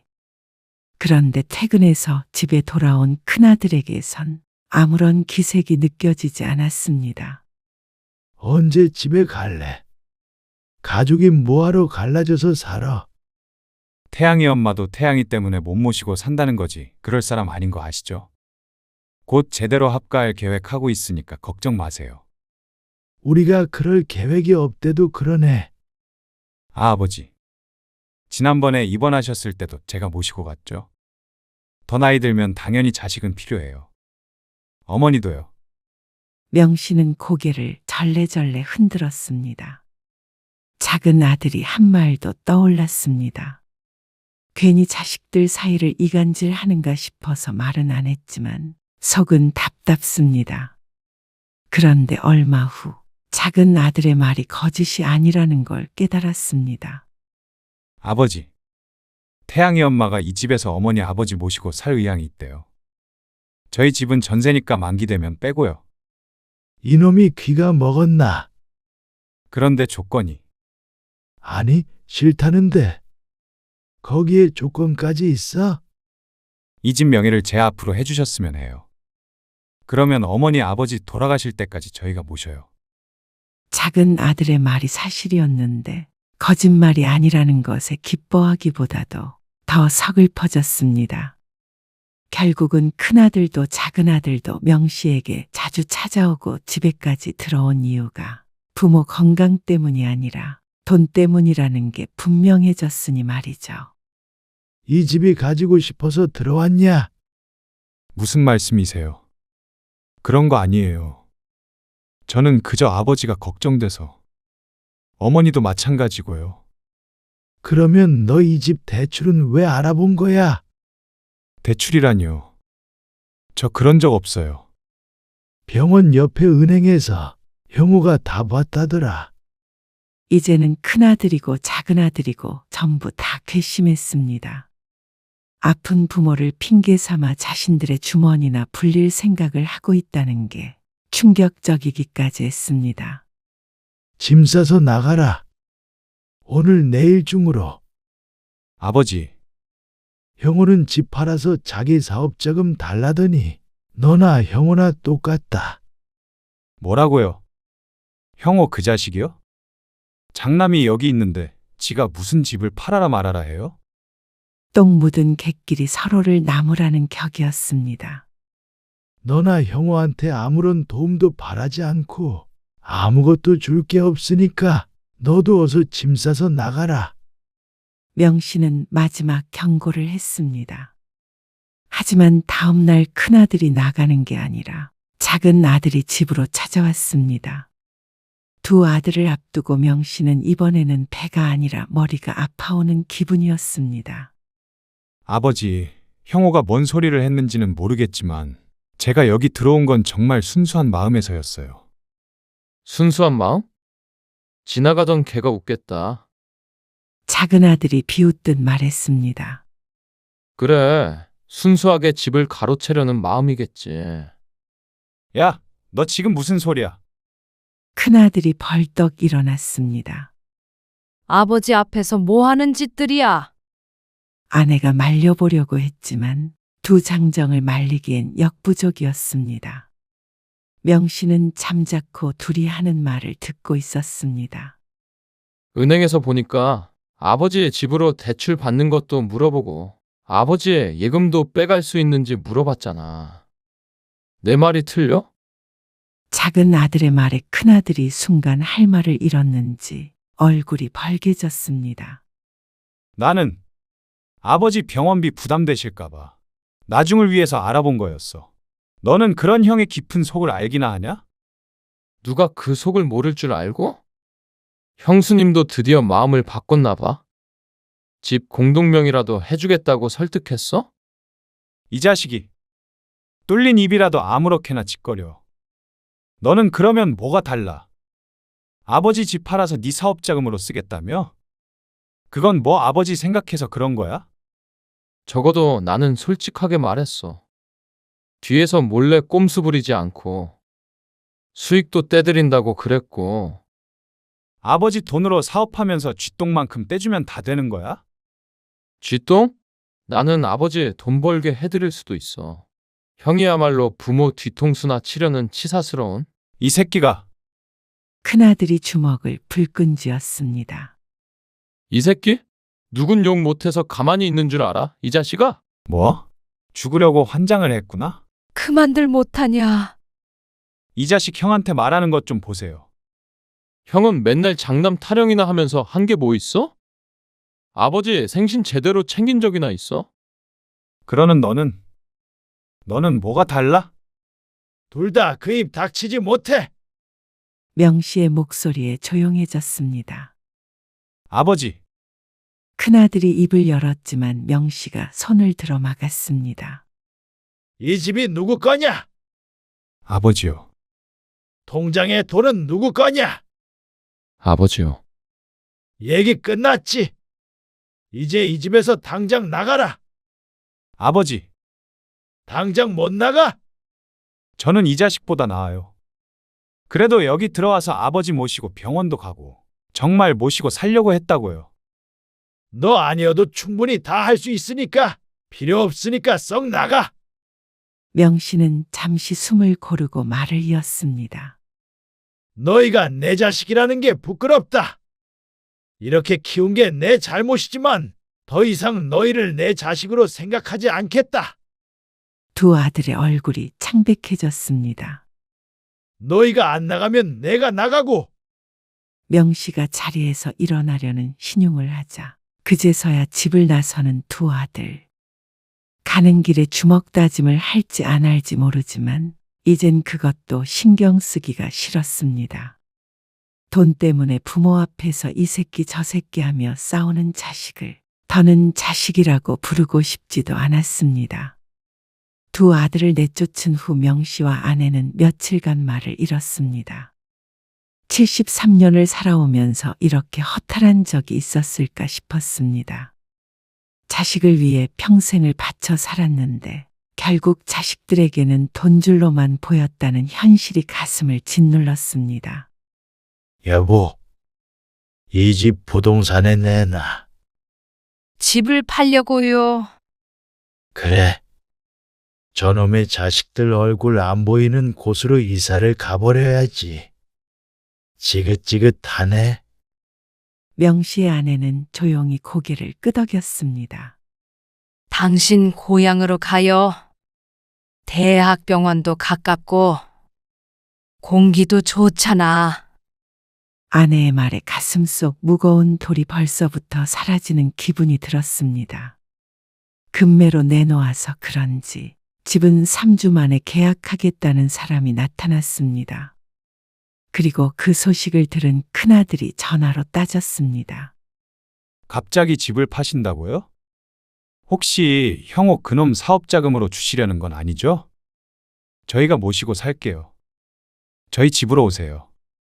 정말 지겨웠습니다. 내가 죽을 때까지 그럴 일은 없을 거다. 혹시라도 형호 그놈이 하는 말 믿지 마세요. 다 아버지 속이고 돈 빼내려는 속셈이에요. 그러는 너는 다르냐?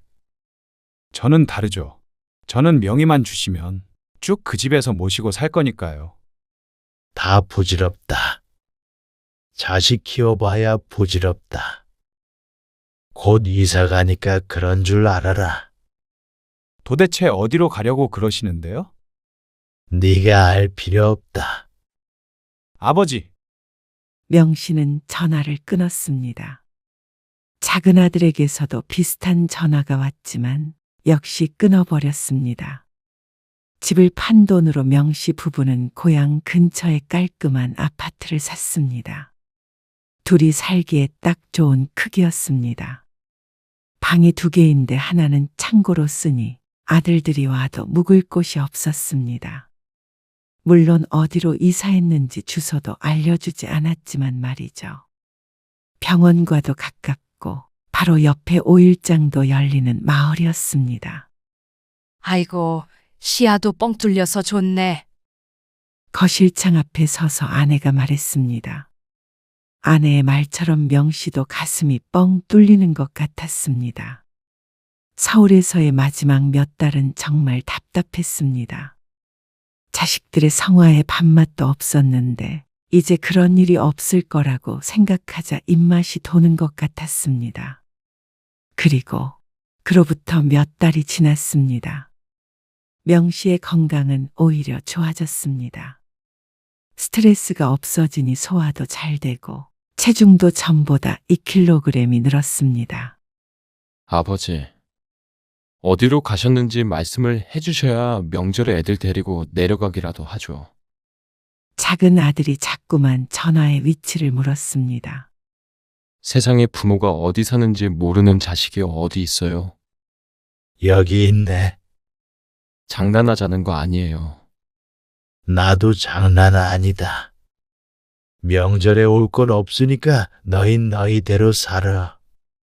한 번만 더 전화하면 이제는 전화번호를 바꿀 테니까 서로 번거로운 일 만들지 말자. 뚝 끊어버리고 소파에서 일어나자 부엌에서 아내가 나오며 말했습니다. 애들이 당신 성격을 까먹고 있었지. 70이 넘어서야 깨달은 것이지만 자식이라고 해서 무조건 효도를 하는 것은 아니었습니다.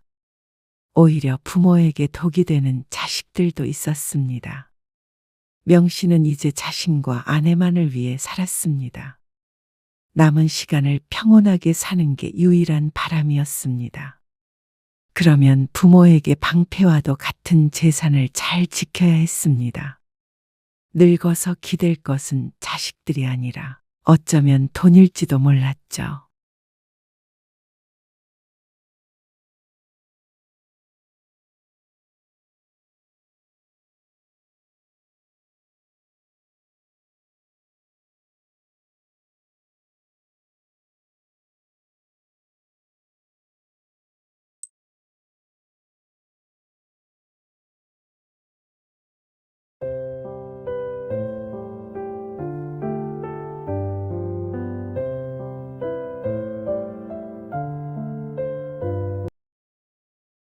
차 갖다 놓을 때 기름도 채워서 와. 기름? 그래. 빌려가서 썼으면 기름 정도는 도로 채워놔야지. 기름도 빌려준 사람이 채우게 해. 매번 너무한 거 아니야? 아, 알았어요. 근데 좀 치사하다. 뭐? 아니, 기름까지 채워 넣으라는 건. 좀 그렇죠?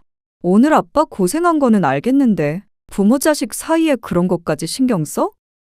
오늘 이야기 속 주인공은 64세 신유철 씨입니다. 그리고 그의 사위와 딸에 관한 이야기이죠. 신 씨는 사위와 딸의 염치 없음에 기가 막혔습니다. 딸도 못됐지만 아무리 격이 없다 해도 세상 천지의 사위가 장인에게 이러는 경우는 없었습니다. 장인 차를 자신의 차처럼 쓰는 것까지는 어떻게든 이해해 보려고 했습니다. 그런데 빌려갔던 차에 기름 한 번 채워둔 적이 없었습니다. 그리고 그것마저 이해해 보려고 했지만 딸과 사위는 도를 지나쳐갔습니다. 애초에 남에게는 빌려준 적도 없었던 차를 사위라고 해서 빌려주는 게 아니었습니다. 괜히 그랬습니다. 어떤 대가도 치르지 않고 부모에게서 단물만 빼먹으려는 사위와 그런 사위를 옹호하는 딸. 참 둘이 잘 만난 듯 했습니다. 신 씨는 이제 장인 노릇, 친정 아빠 노릇은 그만하려고 마음먹었습니다. 신 씨는 딸만 둘 있었습니다. 두 자식 모두 결혼하며 독립했고 큰딸은 2시간 떨어진 지역에 살고 있었습니다. 그리고 작은 딸은 그다지 멀지 않은 곳에 신혼집을 차렸죠. 수정아, 어디야? 집이야? 아니, 나 지금 집 아닌데. 왜요? 차 좀 한번 얻어 타려고 했지. 차는 왜요? 엄마랑 병원에 가기로 했는데 급한 일이 생겨서 엄마가 차 타고 나갔어. 아, 아빠 오늘 병원 가. 그래서 너 혹시 오늘 나갈 일 있나 해서 전화했어. 나 방금 나왔는데. 이서방한테 전화해봐. 이서방 지금 집인데 오후에 약속 있다고 했거든요. 아빠 병원이랑 안 멀어요. 그래? 이서방은 지금 집이야? 신 씨는 딸과 전화 통화를 끊고 곧바로 사위에게 전화를 걸었습니다. 10분 거리라 사위가 나갈 때 차를 얻어 타면 되겠다 싶었습니다. 그런데 집에 있다고 했던 딸의 말이 잘못된 정보였습니다. 어쩌죠? 저 아침 일찍 나왔어요. 아침 일찍? 네, 분명히 딸이 지금 이서방의 집에 있다고 했는데 이상했습니다. 딸이 방금 집에서 나왔다고 했으니 아침 일찍 외출한 것이면 딸이 그런 말을 할 리가 없었습니다. 신 씨는 사위에게 상황을 정확히 물으려 입을 열었다가 이내 다물었습니다. 부탁하는 입장에서 집에 있는 게 맞느냐 안 맞느냐 묻는 게 소용없는 일인 듯 했습니다. 따져봤자 얻는 게 없었죠. 전화를 끊고 보니 딸이나 사위 둘 중에 하나가 거짓말을 하고 있다는 사실은 분명해 보였습니다. 괜히 전화했나 싶었습니다. 골목 안에 있는 주택이라 택시를 타려면 한참 걸어 나가야 하기는 해도 못하고 가진 않을 텐데 조금 편하자고 자식에게 전화한 죄였습니다. 하지만 신 씨도 염치 없이 이러는 것은 아니었습니다. 딸이나 사위가 시시때때로 신 씨의 도움을 받으니 신 씨도 이 정도는 괜찮다고 생각하고 전화기를 든 것이었죠. 또 차 닦아요?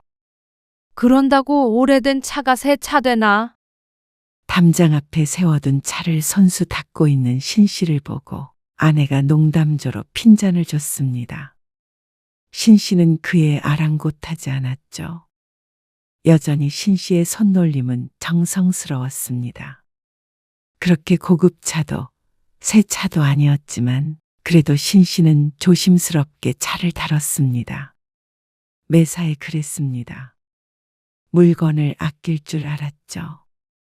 장인어른 오늘도 세차하세요? 뒤를 돌아보니 딸과 사위가 보였습니다. 오늘 아내의 생일이라 오랜만에 방문했죠. 왔어? 얼른 들어가자.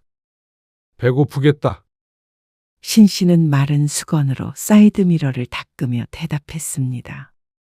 사위는 대문 안으로 들어가기 전에 차 주변을 한 바퀴 돌며 찬찬히 살펴보더니 묘한 표정을 지었습니다. 근데 서영이가 운전해서 왔어? 보통은 사위 차를 타고 오는데 딸의 경차를 타고 왔길래 의아했습니다. 그런데 식탁 앞에 앉으며 사위가 뜻밖의 말을 했습니다. 얼마 전에 차 사고가 나서요. 폐차했어요. 뭐? 차 사고? 신 씨도 아내도 놀라서 사위와 딸의 몸을 훑었습니다. 폐차를 할 정도로 큰 사고라면 사람이라고 무사하지 못할 테니 말이죠. 그런데 너무나도 말짱해 보였습니다. 아, 아니. 아무도 안 타고 있었어. 너는 참 그것부터 말을 해줘야지. 놀랐잖아. 다행이네. 그러면 차도 새로 사야겠네. 신 씨의 말에 사위가 잠시 생각하더니 대꾸했습니다. 근데 어차피 회사도 거의 버스 타고 다녀서 차 탈 일이 많이 없긴 해요. 근데 서영이는 매일 차 타고 출근하잖아. 그러면 이서방이 너무 불편하지 않겠어? 그러면 가끔 장인 어른 차 빌려 타면 되죠. 웃으며 눈썹을 들썩거리는 사위의 말에 신 씨는 별다른 대꾸를 하지 않았습니다. 그냥 하는 소리라고 생각했습니다. 한 번도 차를 빌리거나 빌려준 적이 없으니 사위의 농담이라고 생각했습니다. 그래도 천만다행이네. 안 다쳐서. 그래서 그냥 다행이라고만 생각하고 말았습니다. 그런데 그 다음 주 주말이었습니다. 장인어른, 죄송한데 부탁 좀 드려도 될까요? 무슨 부탁? 갑작스러운 사위의 전화. 오늘 대학 동기 결혼식이 있는데요. 차 좀 빌릴 수 있을까요? 좀 멀어서 대중교통 타고 가기가 불편해요. 소영이는 같이 가는 거 아니야? 서영이는 일이 있어서 차 타고 나갔어요. 아, 신 씨는 순간 지난번에 병원에 차 한 번 얻어 타지 못했던 것이 생각이 났습니다. 딸이 굳이 집에 없는 사위에게 전화해보라고 거짓말을 했을 것 같지는 않았습니다. 아마 사위가 귀찮았거나 사정이 있어서 거짓을 말한 것이었겠죠.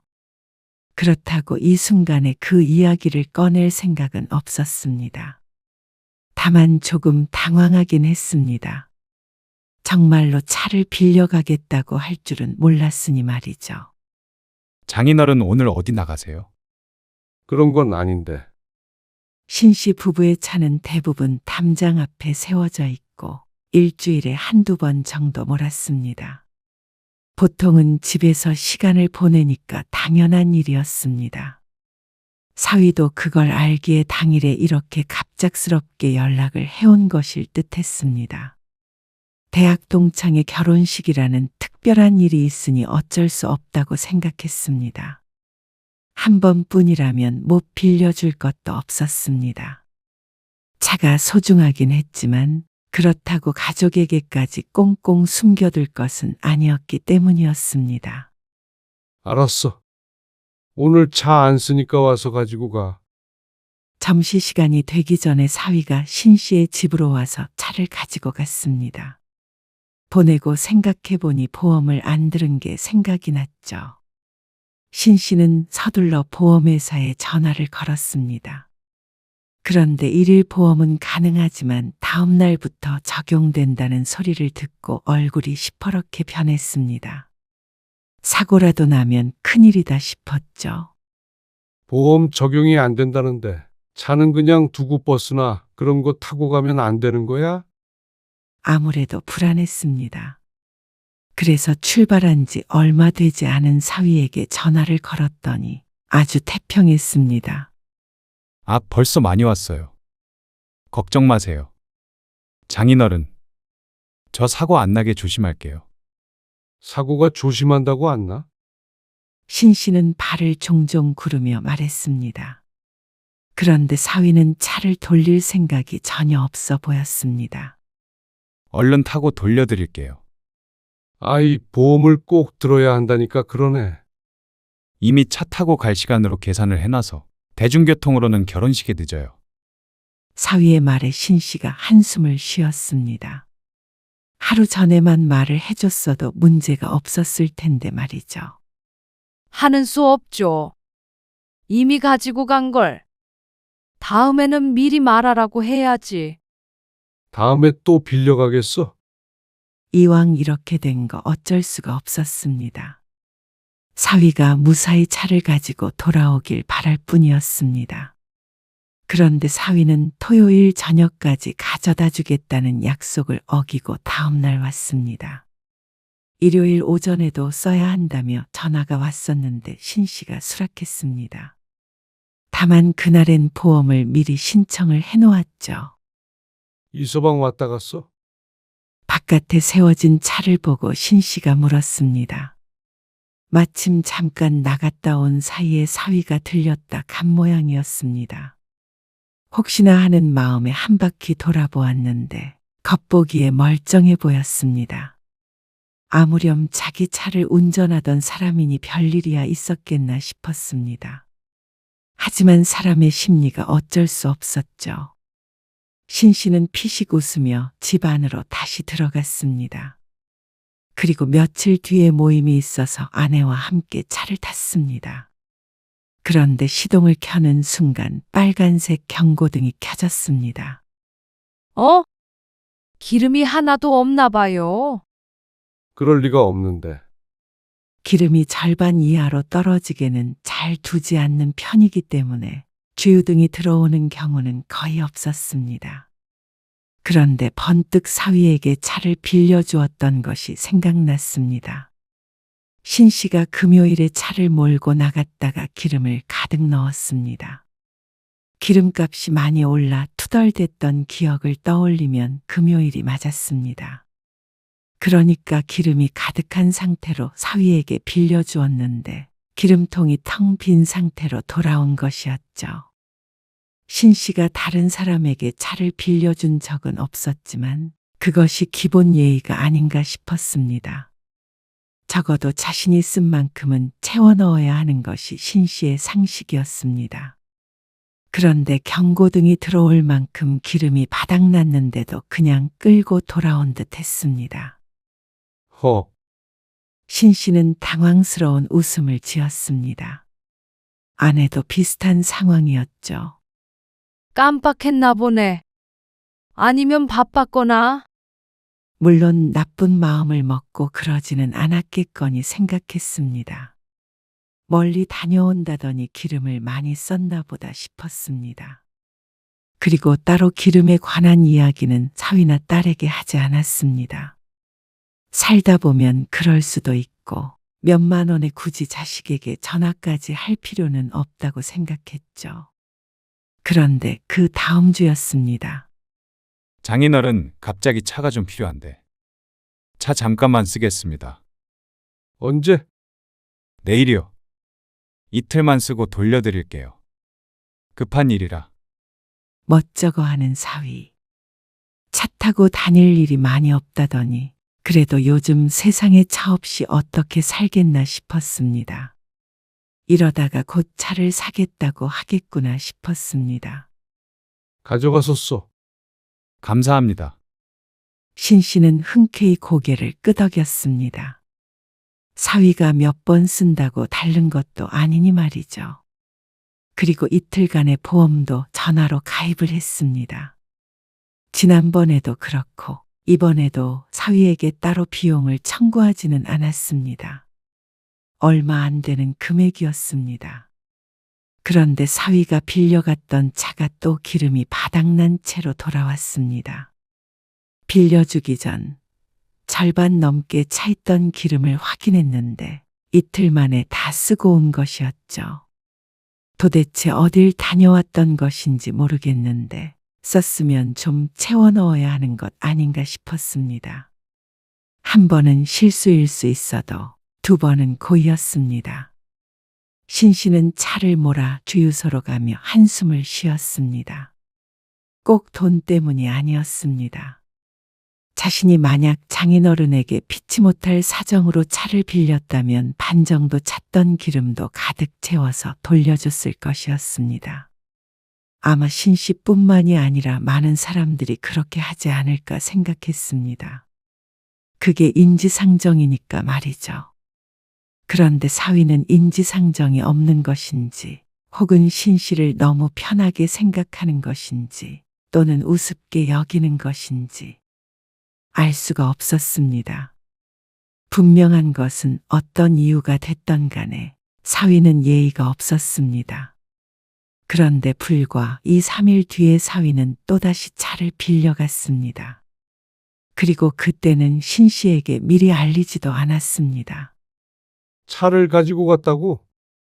나는 그래서 당연히 당신이 허락한 줄 알았죠. 사위가 와서 차 좀 빌려가겠다고 했다고 아내가 말했습니다. 신 씨가 집을 비운 때였습니다. 하지만 그것이 중요한 게 아니라 신 씨가 지금 당장 차를 써야 한다는 것이었습니다. 김창석이 있잖아. 그 옛날에 우리 회사 다녔던 친구. 그 왜 우리 집에 와서 밥도 먹고 했는데. 기억해요. 안 본 지 오래됐네. 한번 오라고 하지. 아니, 그 친구가 오늘 새벽에 죽었대. 뭐라고요? 아무튼 그래서 지금 장례식에 가야 하는데 그 친구 집이 천안이야. 아이고, 어쩌지? 잠깐만요. 내가 이서방한테 전화해 볼게요. 그런데 사위는 전화를 받지 않았습니다. 그래서 딸에게 전화를 걸었죠. 이서방이 아빠 차를 가지고 갔는데 연락이 안 돼서 말이야. 이서방은 왜? 상갓집에 가야 하는데 전화 좀 넣어봐. 안 받어. 아, 이서방 나랑 지금 같이 있는데? 뭐? 그러면 네 차 타고 아빠 차는 돌려줘. 지금 어디 좀 가고 있단 말이야. 어딜 가는데 그래? 그런데 딸의 말이 기가 막혔습니다. 놀러 가고 있어. 왜 네 차 안 타고? 너무 조그맣고 불편해서 그렇지. 왜 말도 안 하고 차를 가져가서 그래? 말도 안 하긴. 이서방이 엄마한테 차 빌려간다고 말했다고 그러던데? 당연히 아빠한테 허락을 받은 줄 알았지. 언제 오는데? 모레 저녁에. 뭐야? 그냥 다른 거 타고 가, 택시. 그러면서 차를 돌릴 수 없다고 했습니다. 보험도 들지 않은 상태로 어디로 놀러를 간다는 말인지 몰랐습니다. 지금 고속도로란 말이야. 딸의 말에 안 해도 신 씨도 한숨만 나왔습니다. 하는 수 없이 신 씨가 기차를 타고 갈 수밖에 없었습니다. 그런데 역까지 가고 기차를 타고 또 상갓집까지 도착하는데 종일 걸렸습니다. 멀쩡한 내 차를 놔두고 왜 이래야 하나 싶었습니다. 열불이 날 것 같았죠. 돌아가는 길도 무척 고됐습니다. 차 갖다 놓을 때 기름도 채워서 와. 그래서 화가 나는 마음에 딸에게 전화를 해서 기름 얘기를 꺼냈습니다. 기름? 그래. 빌려가서 썼으면 기름 정도는 도로 채워놔야지. 기름도 빌려준 사람이 채우게 해. 매번 너무한 거 아니야? 아, 알았어. 딸의 목소리에서 조금 기분이 상한 듯한 기색이 느껴졌습니다. 좀 치사하다. 뭐, 아니, 기름까지 채워 넣으라는 건. 좀 그렇지? 오늘 아빠 고생한 거는 알겠는데. 부모 자식 간에 그런 것까지 신경 써야 해? 뾰루퉁한 그 목소리에 신시도 속에서 울컥했습니다. 내가 고생해서 너희한테 기름값이라도 받으려는 거 같냐? 그게 아니라, 알았어요. 넣어 놓으면 되잖아? 괜히 그래? 그러고서 뚝 끊긴 전화에 기가 찼습니다. 어떻게 빌린 놈이 빌려준 놈보다 더 당당했습니다. 그런데 며칠 뒤에 사위가 차를 돌려주러 집에 왔을 때 더 부하가 치밀어 오르는 기분이었습니다. 아니, 기름을 이만큼 넣은 거야? 안 내. 도로 넣어 놓으라고 하셨잖아요. 신 씨가 어이없어 하는 것에 이유가 있었습니다. 신 씨가 기억하기로는 기름이 절반 조금 넘게 있었는데 정말로 딱 그 정도만 채워온 것이었습니다. 웬만하면 가득 채워올 만도 한데 참 사람이 치사스럽다는 생각이 들었습니다. 그런데 사위와 딸은 오히려 신 씨를 쪼잔하다고 생각한 모양이었습니다. 차가 브레이크에서 소리가 좀 나는 것 같던데요. 차를 마음대로 가져가서 미안하다는 소리는 없었습니다. 브레이크가? 네. 소리가 좀 안 좋아요. 그리고 차도 잘 안 나가는 것 같고. 오래돼서 그런가 봐요. 그러더니 사위가 덧붙였습니다. 기름값 드릴까요? 뭐라고? 그것 때문에 마음 상하신 것 같아서요. 그런데 그 말투가 미안해서 하는 소리 같지가 않았습니다. 그렇다고 크게 불손한 느낌은 아니었지만 그럼에도 느껴지는 것들이 있었습니다. 정말로 기름값 쓸 줄 마음이 있었다면 기름도 절반만 채워서 오지 않았을 것이었습니다.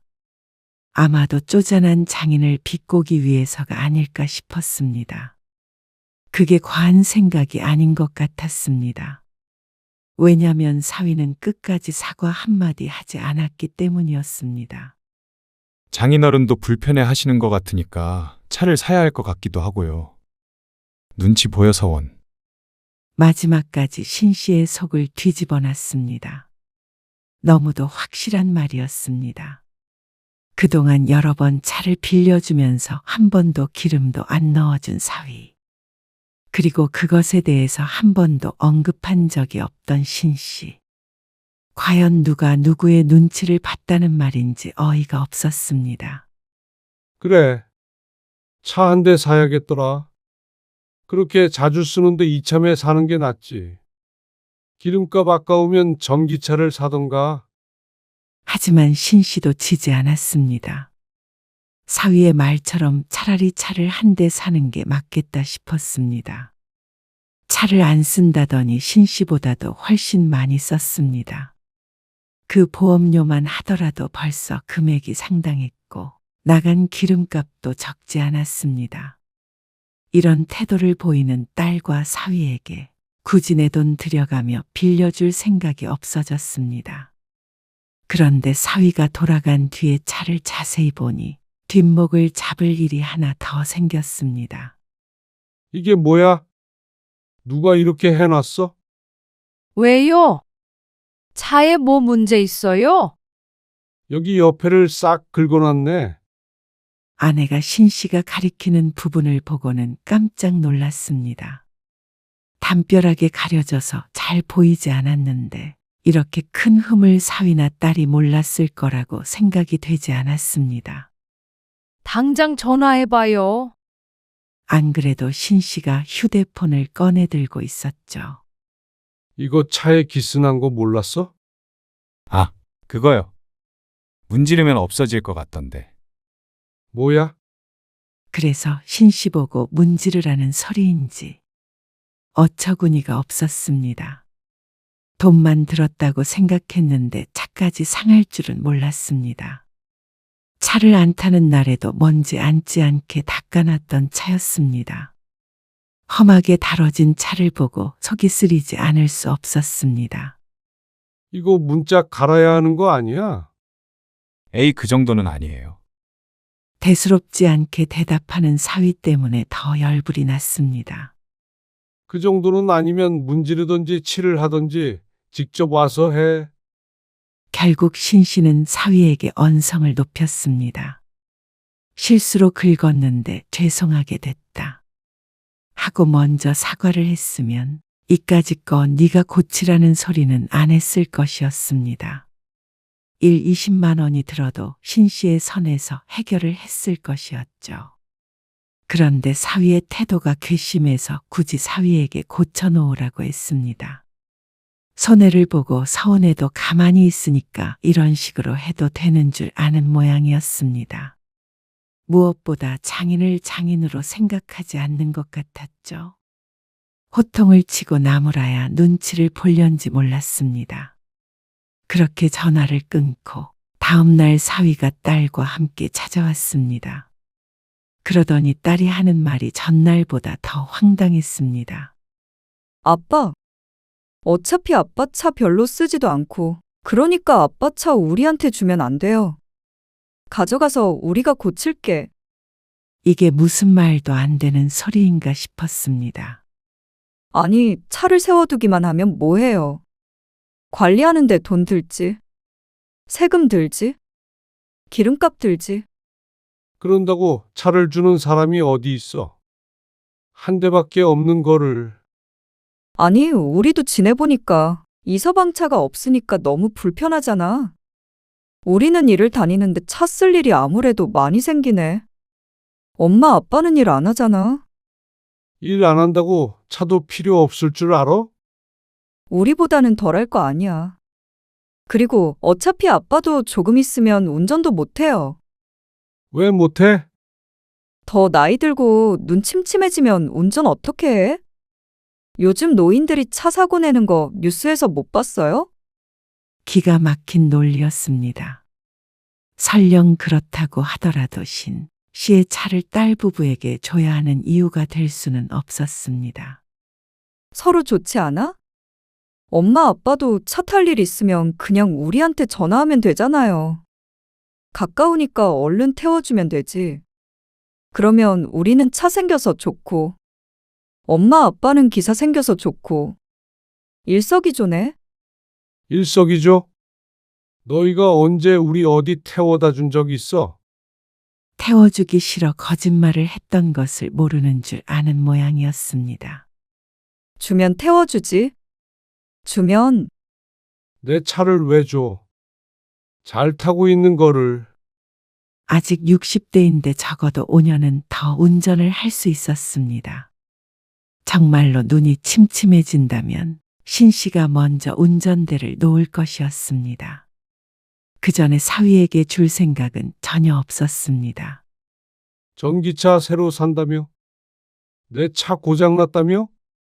근데 왜 갑자기 차를 달라고 그래? 그러자 서로의 눈치를 보는 딸과 사위. 달라고 하면 덥석 줄 줄 알았나 싶었습니다. 그것조차 기가 찼습니다. 이렇게 뻔뻔할 줄은 몰랐죠. 에이, 전기차는 비싸잖아요. 전기차 비싼 줄 몰랐던 것도 아니고 면전에다가 눈치가 보이네 어쩌네 하면서 비꼬았던 것은 사위였습니다.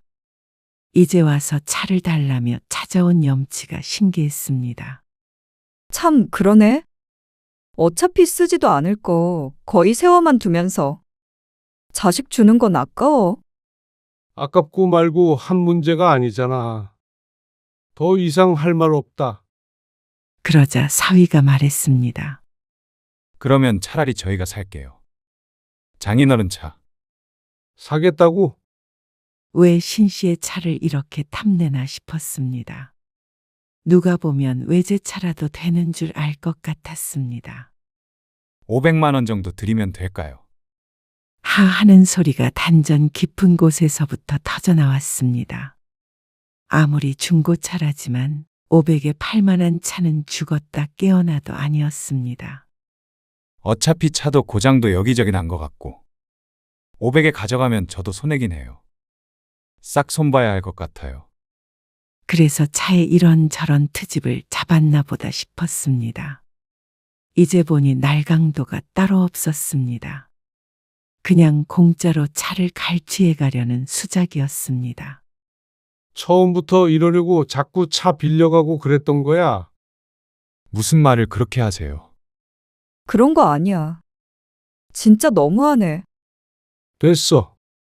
차는 500이 아니라 5천을 줘도 못 줘. 빌려주는 것도 이제 끝이야. 아빠! 저 차는 내가 고쳐서 비용 청구할 테니까 이제 그만 돌아가. 비용도 청구한다고요? 그러면 저 것도 내 돈으로 하리? 자식한테 너무 박한 거 아니야? 부모한테 너무 박한 게 너야. 신씨의 말에 딸이 도끼눈을 했습니다. 신씨는 손을 휘휘 저어서 딸과 사위를 쫓아내버렸습니다. 아무리 딸이라도 저렇게 뻔뻔하고 이기적인 자식과는 더 이상 얼굴 맞대고 있고 싶지 않았습니다. 나름대로 잘 지냈던 것 같은데 차 핑계로 자주 왕래하니 틀어질 일밖에 없었던 것 같았습니다. 신씨는 사위가 원망스러웠습니다. 폐차를 했으면 새로 차를 사던가 했어야지 어떻게 빌려 탈 생각을 했는지 몰랐습니다. 딸과 사위가 나가고 조금 있다가 신씨가 자리에서 일어났습니다. 어디 가게요? 담배 한 대 피고 올게. 속상한 마음에 신씨가 담배를 들고 신발을 신었습니다. 집 앞까지 나가서 불을 붙였는데 근처에서 딸과 사위의 목소리가 들렸습니다. 아직 안 가고 있었던 모양이었습니다. 그러게 왜 차를 팔아서 코인을 사? 내가 못 살아 정말. 그 얘기를 왜 또 꺼내?